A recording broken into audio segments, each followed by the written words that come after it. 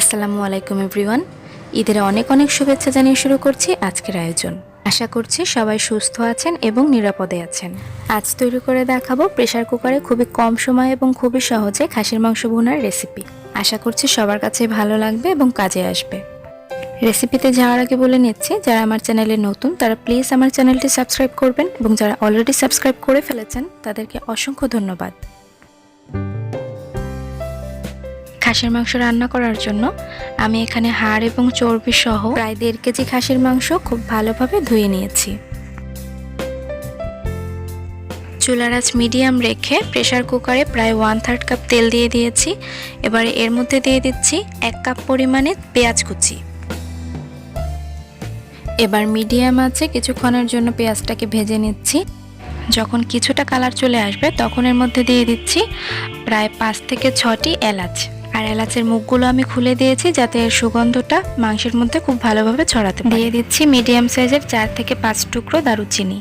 এবার আরও কিছুক্ষণ নাড়াচাড়া করে নিয়ে যখন দেখব পেঁয়াজের কালারটা বাদামি হয়ে এসেছে তখন এর মধ্যে প্রায় 1/4 কাপ পানি যোগ করে দিচ্ছি যাতে এই মশলাগুলো পুড়ে না যায়। এবার একে একে এর মধ্যে বাটা এবং গুঁড়ো মশলাগুলো অ্যাড করে দিচ্ছি।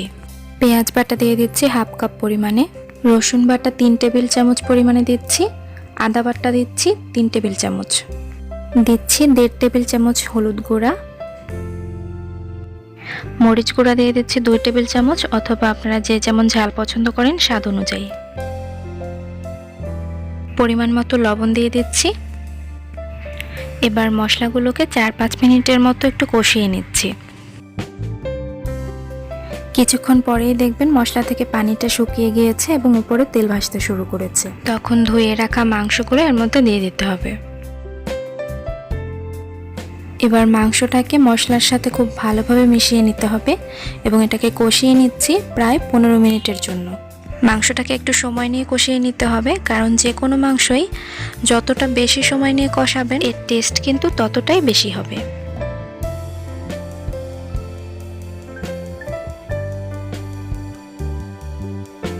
বেশ কিছুক্ষণ কষিয়ে নেওয়া হয়ে গেলে দেখবেন মাংসের উপরে এরকম তেল ভাসতে শুরু করেছে। তো এই পর্যায়ের মধ্যে দিয়ে দিচ্ছি 1 টেবিল চামচ ভাজা জিরার গুঁড়া। তবে আপনারা যদি কাঁচা জিরা ব্যবহার করেন সেক্ষেত্রে বাটা মশলা যখন ব্যবহার করবেন তখনই অ্যাড করে দিবেন। জিরার গুঁড়াটা দেওয়ার পরেও আরও 1 থেকে 2 মিনিট এটাকে কষিয়ে নিচ্ছি। কষানো হয়ে গেলে এর মধ্যে দিয়ে দিচ্ছি 3 কাপ পরিমাণে পানি। তবে আপনারা যদি ঝোল আরও একটু রাখতে চান তাহলে আরও 1/2 কাপ পানি বাড়িয়ে দিতে পারেন। এবার সব কিছু একটু নেড়ে মিশিয়ে দিচ্ছি। এরপরে প্রেসার কুকারের ঢাকনাটা দিয়ে অপেক্ষা করতে হবে 5টি সিটি দেওয়া পর্যন্ত। যারা একটু বেশি নরম মাংস খেতে পছন্দ করেন তাদের জন্য 6টি সিটি দিলেই এনাফ। রান্না হয়ে গেলে গরম গরম পরিবেশন করুন অসম্ভব মজার এই মাটন কষা। গরম ভাত, পোলাও কিংবা রুটির সাথে কিন্তু একদম জমে যাবে। আশা করছি বরাবরের মতো আমার আজকের রেসিপিটিও আপনাদের কাছে সহজ মনে হয়েছে। আর ভিডিওটি ভালো লেগে থাকলে আমাকে লাইক, কমেন্ট, শেয়ার করে সাপোর্ট করবেন এবং এরকম আরও সহজ এবং মজাদার রেসিপিগুলো সবার আগে পেতে আমার চ্যানেলটি অবশ্যই সাবস্ক্রাইব করে রাখবেন। আর আপনারা চাইলে আপনাদের রান্না করা যে কোনো খাবারের ছবি আমার ফেসবুক গ্রুপে আমার সাথে শেয়ার করতে পারেন। ফেসবুক পেজ এবং গ্রুপের লিংক ডেসক্রিপশন বক্সে দেওয়া থাকবে। আজ আর কথা বাড়াচ্ছি না, আমার এবং আমার পরিবারের জন্য দোয়া করবেন। আপনারাও অনেক অনেক ভালো থাকবেন এবং আগামী রেসিপি দেখার আমন্ত্রণ রইল। আল্লাহ হাফেজ।